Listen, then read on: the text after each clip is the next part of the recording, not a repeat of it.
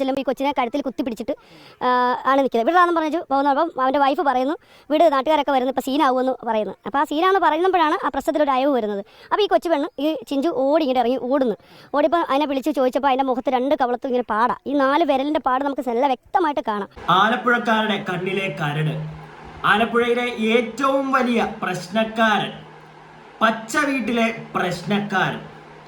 ഈ പച്ച വീട്ടിലെ പ്രശ്നക്കാരനുമായി ബന്ധപ്പെട്ട് സോഷ്യൽ മീഡിയ വഴിയും അതുപോലെ തന്നെ ഇപ്പോൾ മെയിൻ സ്ട്രീം ന്യൂസ് ചാനൽസ് വഴിയും വരുന്ന വാർത്തകളെല്ലാം നിങ്ങളിൽ ഭൂരിഭാഗം ആളുകളും കണ്ടതായിരിക്കും. സ്വന്തം പെങ്ങളെ പറ്റി വരെ വന്നിരുന്ന് അപരാധിക്കുന്ന ഒരു സുന്ദരനായ ചേട്ടനാണ് നമ്മുടെ പച്ച വീട്ടിൽ പ്രശ്നക്കാരൻ. എന്തായാലും ഇപ്പോൾ അധികം വൈകാതെ ജയിലിലേക്ക് മോൻ പോകാനുള്ള എല്ലാ പരിപാടിയും മോൻ ഒപ്പിച്ചു വെച്ചിട്ടുണ്ട്.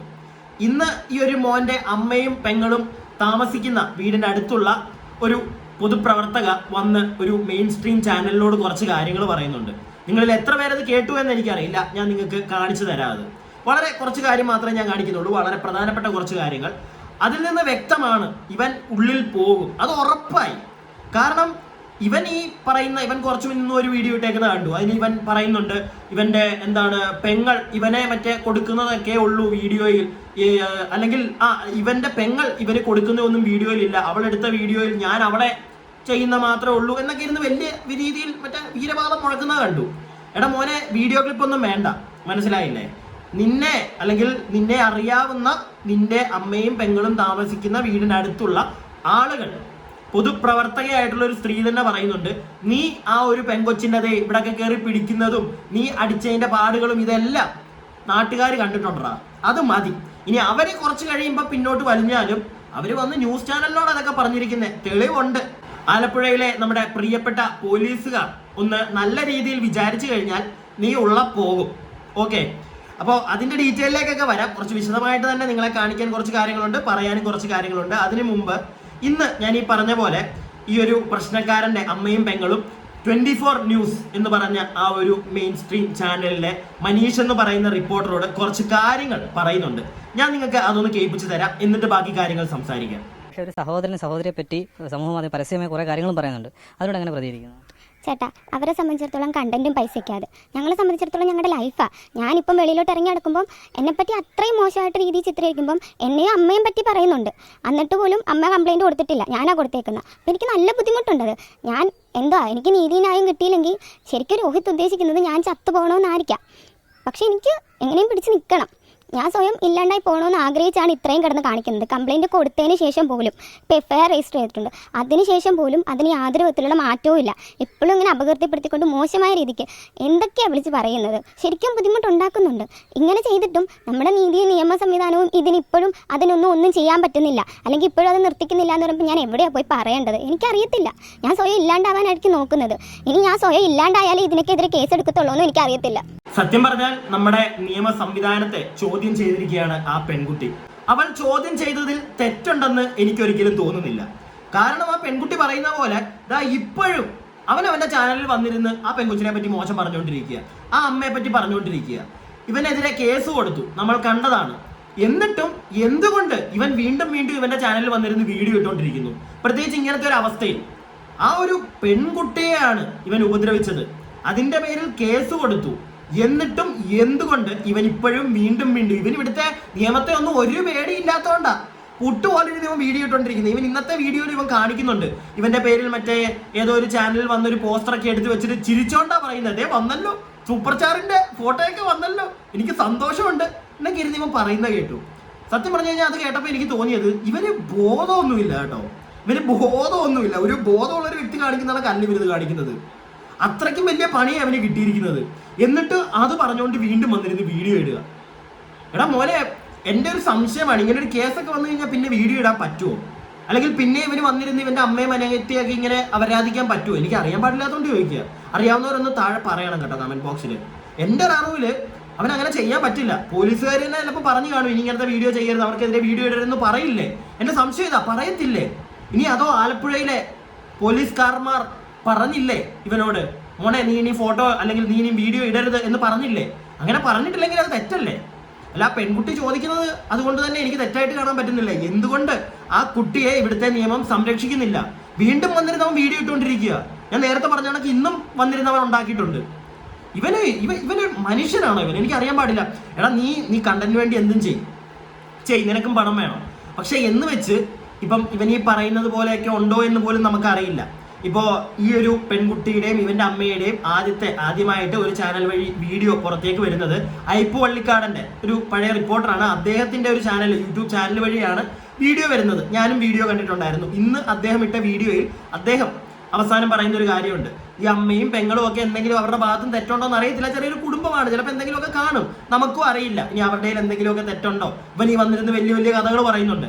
ഇനിയിപ്പോൾ അവരുടെ എന്തെങ്കിലും തെറ്റുണ്ടെങ്കിൽ തന്നെ എടാ പൊന്നുമോനെ നിന്നെ സപ്പോർട്ട് ചെയ്യാൻ പറ്റത്തില്ല. കാരണം ഒരു ചേട്ടനും ചെയ്യരുതാത്ത പരിപാടിയാണ് നീ ആ പെങ്ങളോട് കാണിച്ചുകൊണ്ടിരിക്കുന്നത്.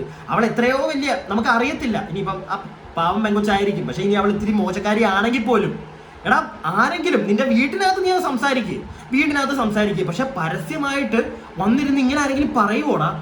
അല്ല അങ്ങനെ ആരെങ്കിലും ചെയ്യുമോ? എനിക്ക് അറിയാൻ പാടില്ലാണ്ട് ചോദിക്കുക. നീ അതാ ചെയ്തുകൊണ്ടിരിക്കുന്നത്. ഇവന് പറഞ്ഞു കൊടുക്കാൻ, ഇവന് ചെയ്യുന്നതിൻ്റെ ഒരു ആഴം എന്താണെന്നൊന്നും ഇവന് പറഞ്ഞു കൊടുക്കാൻ ആരുമില്ലേ? ഇവന്റെ പ്രിയ പത്നി അതിന് തീരെ കിളിയും ബോധമൊന്നുമില്ലെന്ന് നമുക്ക് നേരത്തെ മനസ്സിലായി. അവളുടെ തനിക്കുള്ള ഒരു വീഡിയോയിൽ നമ്മൾ കണ്ടതാണ്.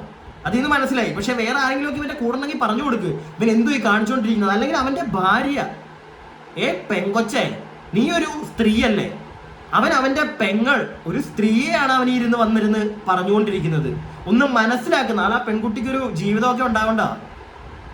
നിന്റെ കെട്ടിയോൻ, ആ പെൺകുട്ടിയുടെ സ്വന്തം ചേട്ടൻ ഈ കാണിക്കുന്നത് ശരിയാണോ? ഞാൻ അത്രേ ചോദിക്കുന്നുള്ളൂ. ഇനിയും ഇവൻ ഈ പറയുന്ന കഥയൊന്നും അല്ല. ഇവൻ ശരിക്കും ഉപദ്രവിക്കുന്ന കണ്ട സാക്ഷികളുണ്ട്. ഇത് മതി, ഇവൻ അകത്ത് പോകാൻ ഇത് മതി. അധികം വൈകാതെ ഇവന് ജയിലിനകത്തോട്ട് കയറാനുള്ള എല്ലാ വകുപ്പും ഇവന്റെ ഭാഗത്തുനിന്ന് ഉണ്ടായിട്ടുണ്ട്. അത് വ്യക്തമായി കണ്ട ആളുകൾ ഇപ്പോൾ മുന്നോട്ട് വന്ന് പറയുന്നുണ്ട്. ഞാൻ അതും കൂടെ നിങ്ങൾക്കൊന്ന് കേൾപ്പിച്ചു തരാം. വളരെ വ്യക്തമായിട്ട് ഒരു സ്ത്രീ പറയുന്നതാണ്, നിങ്ങളിതൊന്ന് കേൾക്കുക. വേറൊന്നുമല്ല, ഒരു ദിവസം രാവിലെ ഒരു 9 മണിയൊക്കെ സമയത്ത് ഭയങ്കര ഒച്ച കേൾക്കുന്നു. ഇവരുടെ അമ്മ മോള് കിടന്ന് ഭയങ്കര കാരണം തന്നെ, അയ്യോ കൊല്ലുന്നേ, ഓടിവായോ എന്ന് പറഞ്ഞിട്ട് ഭയങ്കര ഒച്ചയാണ്. ഞങ്ങളൊക്കെ നിപ്പിൽ ഓടി വരുവാണ്. ഏറ്റവും അടുത്ത താമസക്കാരാണ് ഇവരൊക്കെ ഇവിടെ താമസക്കാരാണ്. ഞങ്ങൾ ഓടി വരുമ്പോൾ കാണുന്ന ഇതെല്ലാം അടച്ചു പൂട്ടിയിട്ടിട്ട് അതിനകത്ത് കിടന്ന് അടിയും ബഹളമാണ്. ഭയങ്കര സൗണ്ടാണ്, അടിക്കുന്ന ഒച്ചകൾ നമുക്ക് കേൾക്കാം. അപ്പോൾ തുറക്കട എന്ന് പറയുമ്പോൾ തുറക്കുന്നില്ല. ഞങ്ങൾ ആഞ്ഞ് ഗേറ്റിങ് ചവിട്ടി തുറന്നിട്ടാണ് അകത്തോട്ട് കയറി ചെല്ലുമ്പോൾ ഈ കൊച്ചിനെ കഴുത്തിൽ കുത്തിപ്പിടിച്ചിട്ട് ആണ് നിൽക്കുന്നത്. വിടാന്ന് പറഞ്ഞു പോകുന്നപ്പം അവൻ്റെ വൈഫ് പറയുന്നു, വീട് നാട്ടുകാരൊക്കെ വരുന്നു, ഇപ്പോൾ സീനാവുമെന്ന് പറയുന്നു. അപ്പോൾ ആ സീനാന്ന് പറയുമ്പോഴാണ് ആ പ്രശ്നത്തിലൊരു അയവ് വരുന്നത്. അപ്പോൾ ഈ കൊച്ചു പെണ്ണ് ഈ ചിഞ്ചു ഇങ്ങനെ ഇറങ്ങി ഓടിപ്പോൾ അതിനെ വിളിച്ച് ചോദിച്ചപ്പോൾ അതിൻ്റെ മുഖത്ത് 2 കവളത്തും ഇങ്ങനെ പാടാ, ഈ 4 വിരലിൻ്റെ പാട് നമുക്ക് നല്ല വ്യക്തമായിട്ട് കാണാം.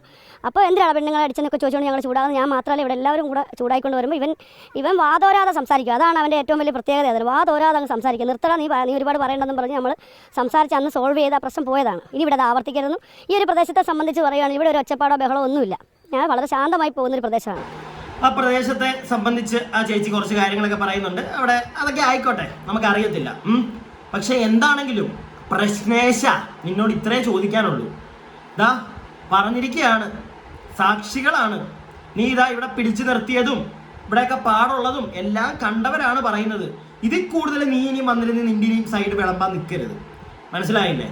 ഇനി നീ വന്നിരുന്ന് വിളമ്പാൻ നിൽക്കരുത്. ഇനി നീ വിളമ്പിയിട്ടും കാര്യമില്ല. ഇത്രയും തന്നെ നീ വന്നിരുന്ന് വീഡിയോ ഇട്ടിട്ടും ഒരാൾ പോലും നിന്നെ സപ്പോർട്ട് ചെയ്ത് വരുന്നില്ല. സപ്പോർട്ട് ചെയ്ത് വന്നാൽ തന്നെ അത് നമുക്ക് മാറ്റി പറയേണ്ട ഒരു അവസ്ഥ നീ തന്നെ ഉണ്ടാക്കുന്നുണ്ട്. ഞാൻ ഇപ്പോഴും പറയുന്നു, ഇവന്റെ വീട്ടിനകത്തെ കാര്യമാണ്, നമുക്കറിയില്ല. മനസ്സിലായില്ലേ? ഇവന്റെ ഈ കാട്ടായം കാണുമ്പോൾ ഇവനിട്ട് പൊട്ടിക്കാനും ഇവന്റെ സൈഡിൽ നിൽക്കാനും നമുക്ക് തോന്നത്തില്ല. പക്ഷെ ഇവനീ പറയുന്ന ആളുകൾ ഇനി അവരുടെ ഭാഗത്ത് എന്തെങ്കിലും മിസ്റ്റേക്ക് ഉണ്ടോ എന്നും നമുക്കറിയില്ല. പക്ഷെ ഇനിയിപ്പോൾ ഉണ്ടെങ്കിൽ തന്നെ നീ തന്നെയാടാ നിനക്കുള്ള കുഴി തോണ്ടുന്നത്. നീ തന്നെ വന്നിരുന്ന് എടാ നിനക്ക് നിന്റെ വീട്ടിൽ നിന്ന് പൈസ തരാനുണ്ടെങ്കിലോ നിന്റെ പൈസയുടെയോ സ്വർണത്തിൻ്റെയോ എന്ത് പ്രശ്നമാണെങ്കിലും നീ വന്നിരുന്ന് അതങ്ങ് പറ, അത് നീ അങ്ങ് പറ, ഓക്കെ.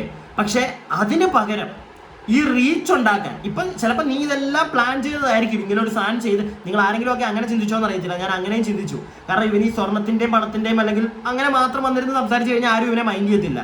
നേരെ മറിച്ച് ഇവൻ ഇങ്ങനൊരു പോയിന്റ് പറഞ്ഞു കഴിഞ്ഞാൽ ഇവനെ ആളുകൾ ശ്രദ്ധിക്കും. അല്ലെങ്കിൽ ഇത് വെച്ച് കുറേ ദിവസത്തേക്ക് കണ്ടന്റ് ഉണ്ടാക്കാം എന്ന് വിചാരിച്ചിട്ടായിരിക്കും ഇവൻ ചിലപ്പോൾ വന്നിരുന്ന് സ്വന്തം പെങ്ങളെ പറ്റി ഈ ഒരു കഥ പറയുന്നത്. ഇല്ലെങ്കിൽ വേറെ ആരെങ്കിലും ഇത് ചെയ്യുമോ?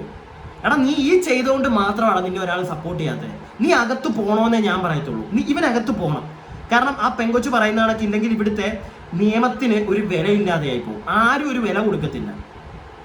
സത്യമല്ലേ? നിങ്ങൾ പറ, താഴെ കമന്റ് ബോക്സിൽ നിങ്ങൾ പറ, ഇവൻ ശിക്ഷിക്കപ്പെടണ്ടേ? ബാക്കിയും കൂടെ നിങ്ങളൊന്ന് കേട്ടോ ഈ ഒരു ലേഡി പറയുന്നത്. ഇവൻ ആദ്യം ഇവിടെ താമസിക്കാൻ വരുമ്പോൾ തന്നെ ഒറ്റയ്ക്ക് താമസിക്കാൻ വരുമ്പോൾ തന്നെ അടുത്ത വീട്ടിൽ വന്ന് ചോദിക്കുന്നുണ്ട് ഇവനും വൈഫും കൂടെ, ഈ നാട് എങ്ങനെ ഉണ്ടെന്ന്. ഈ നാട്ടുകാർ എങ്ങനെയുണ്ട്, ഇവിടെ എന്തെങ്കിലും പ്രശ്നം ഉണ്ടോ എന്ന് ചോദിക്കുന്നുണ്ട് തന്നെയുണ്ട്. അപ്പോൾ അങ്ങനെ വരെ ചോദിച്ചവൻ ഇവിടെ വന്നിട്ട് ഈ തോന്നിയാസം കാണിക്കുമ്പോൾ നമ്മളതിനെ അന്ന് ചോദ്യം ചെയ്തു. ഇനി ഇവിടെ ആവർത്തിക്കരുതെന്നും പറയുന്നു. രണ്ടാമത് കേൾക്കുന്നത് ഈ കഴിഞ്ഞ ആഴ്ചയിൽ 12 മണി കഴിഞ്ഞു. ഞങ്ങളൊക്കെ ഉറക്കമായപ്പോൾ ഇവിടെ ഭയങ്കര ഒച്ചയും ബഹളവും കഥയിലിട്ട് അടിക്കുകയൊക്കെ ചെയ്യുമ്പോൾ ഇവിടെ ഏറ്റവും അടുത്തുള്ള ഒരു 10 കുടുംബമെങ്കിലും ഓടി ഇവിടെ വന്നിട്ടുണ്ടാകും. ഭാര്യ, ഭർത്താവ്, മക്കളൊക്കെ തമ്മിൽ എല്ലാവരും കൂടെ ഓടി വരുമ്പോൾ അകത്ത് ഭയങ്കര ബഹളം കേൾക്കാം. ഒച്ചയും ബഹളവും തല്ലിപ്പിടിയും ഒക്കെ ഈ കഥകളിൽ ജനലിട്ടൊക്കെ ഇട്ട് അടിക്കുന്ന ഒച്ചയാണ് കേൾക്കുന്നത്. അവൻ്റെ കൂടെ കൂട്ടുകാരെന്ന് പറഞ്ഞ് 2 ആണുങ്ങളും ഉണ്ട്, ഈ വൈഫും ഉണ്ട്. ഇതാണ് ഇവിടെ വന്ന് നടക്കുന്നത്. ഒരു പൊതുപ്രവർത്തക എന്ന നിലയിൽ നമ്മൾ നാട്ടിലൊരു ഒച്ചപ്പാടും ബഹളം ഉണ്ടായാൽ ചോദിക്കുക, അല്ലെങ്കിൽ വരിക, സഹകരിക്കുക എന്നുള്ളത് എൻ്റെ കടമയായിട്ടാണ് ഞാൻ കണക്കൂട്ടുന്നത്. അതിൻ്റെ ഓക്കെ, മതി, കൂടുതലൊന്നും ഞാൻ കേൾപ്പിക്കുന്നില്ല. പൊതുപ്രവർത്തക, നിങ്ങൾ നിങ്ങളുടെ ഇഷ്ടത്തിനനുസരിച്ച് നിങ്ങൾ നിങ്ങളുടെ നാട്ടിലെ ആൾക്കാർക്ക് വേണ്ടി നിങ്ങൾ പ്രവർത്തിക്കുക, നല്ല കാര്യം. മോനെ പ്രശ്നേശ, ഞാൻ ഇത്രയും നിന്നോട് ചോദിക്കുന്നുള്ളൂ. നിന്റെ സൈഡിൽ നിന്ന് സംസാരിക്കാൻ ആരെങ്കിലും ഉണ്ടോ? നീയും നിന്റെ പ്രിയ പത്നിയും കൂടെ വന്നിരുന്ന് കൊണ അടിക്കുന്നതല്ലാതെ, നീ കുറച്ച് സ്ക്രീൻഷോട്ടും വെച്ചിട്ടുള്ള കളി അല്ലാതെ വേറൊന്നും നിങ്ങളുടെ സൈഡിലില്ല. ആരുമില്ല നിങ്ങളെ സപ്പോർട്ട് ചെയ്യാൻ. മനസ്സിലായില്ലേ? സപ്പോർട്ട് ചെയ്യാൻ വന്നാൽ തന്നെ നാളെ നിങ്ങൾ അവർക്കെതിരെ തിരിയും. ആ ഒരു സാഹചര്യം ഉള്ളതുകൊണ്ടാണ് ആരും ഒന്നും ചിലപ്പോൾ മിണ്ടാൻ വരാത്തത്. പക്ഷെ ഇവിടെ നിന്റെ അമ്മയ്ക്കും പെങ്ങൾക്കും എതിരെ, അല്ലെങ്കിൽ നിന്റെയും നിന്റെ അമ്മയുടെ നിന്റെ പെങ്ങളുടെ കൂടെ നിൽക്കാനും ഒരുപാട് ആളുകൾ, ആ പരിസരവാസികൾ തന്നെ വരുന്നുണ്ട്. ഇതെല്ലാം നിനക്കെതിരെയാണ്. നീ ഉപദ്രവിച്ചത് കണ്ടു എന്ന് വരെ പറയുന്നുണ്ടേ മോനെ. ഇനി അപ്പോൾ കൂടുതൽ വന്നിരുന്ന് ഞാൻ നേരത്തെ പറഞ്ഞ കണക്ക് ഡയലോഗ് അടിക്കാൻ നിൽക്കരുത്. മാക്സിമം എങ്ങനെയെങ്കിലും ഇത് കോംപ്രമൈസ് ചെയ്ത് രക്ഷപ്പെടാൻ നോക്കിക്കോ. ഇല്ലെങ്കിൽ നിന്റെ കാനഡ പോക്കും എല്ലാം ഇവിടെ തീരുന്നിരിക്കും. ഓക്കെ, തിറീജിയായിട്ട് കൂടുതലും ഞാൻ വിശദീകരിക്കുന്നില്ല. നിന്റെ പ്രശ്നം എടുത്ത് സംസാരിക്കാൻ തന്നെ ഞാൻ അതുകൊണ്ടാണ് ഇവനിട്ട 2-3 വീഡിയോ ഇപ്പോൾ ഇന്നലെ മിനിഞ്ഞാന്നൊക്കെ ആയിട്ട് ഇടുന്നുണ്ടല്ലോ, ഇന്നും ഒക്കെ ഇടുന്നുണ്ട്. താല്പര്യമില്ല, നിന്റെ സൈഡിൽ കേൾക്കാൻ പോലും താല്പര്യമില്ലടാ പ്രശ്നേഷാണ്. അത് വേറൊന്നും കൊണ്ടല്ല, നിന്റെ ആ ഒരൊറ്റ പ്രവൃത്തി. സ്വന്തം പെങ്ങളെ പറ്റി വന്നിരുന്ന് നീ ആ പറഞ്ഞ കൊണ, അതിനുശേഷം പിന്നെയും വന്നിരുന്ന് മെഴുകുന്ന നിന്റെ മെഴുകൽ കാണാൻ വയ്യ. ആ വർത്താനം നീ പറഞ്ഞപ്പോൾ തന്നെ നിന്നെ തള്ളിക്കളഞ്ഞതാണ്. പിന്നെ നിന്റെ സൈഡിൽ കേൾക്കാൻ പറ്റത്തില്ല. നീ അത് പറഞ്ഞില്ലായിരുന്നെങ്കിൽ പിന്നെ എവിടെയെങ്കിലുമൊക്കെ നീ പറയുന്നതിനകത്ത് നമ്മളുമൊക്കെ ഒന്ന് നിന്നേനെ. ചിലപ്പം അറ്റ്ലീസ്റ്റ് സപ്പോർട്ട് ചെയ്യത്തില്ല എങ്കിൽ പോലും നിന്റെ ഭാഗം കൂടെ ഒന്ന് ശ്രദ്ധിക്കണം എല്ലാവരും എന്ന് ചിലപ്പോൾ പറഞ്ഞേനെ. പക്ഷെ ഇനിയും നടക്കത്തില്ലത്. കാരണം അത്രയ്ക്കും വലിയ അപവാദവും അപരാധവുമാണ് നീ ഉണ്ടാക്കിക്കൊണ്ടിരിക്കുന്നത്. ഞാൻ എൻ്റെ അഭിപ്രായം പറഞ്ഞു. വീഡിയോ കാണുന്ന നിങ്ങൾ നിങ്ങളുടെ അഭിപ്രായങ്ങൾ താഴെ കമൻറ്റ് ബോക്സിൽ പറയുക. വീഡിയോ ഇഷ്ടപ്പെട്ടാൽ ലൈക്ക് ചെയ്യുക. സബ്സ്ക്രൈബ് ചെയ്യാതെ കാണുന്നവർ സബ്സ്ക്രൈബ് ഒക്കെ ചെയ്യുക. അടുത്ത വീഡിയോയ്ക്കായി stay tuned and stay weird.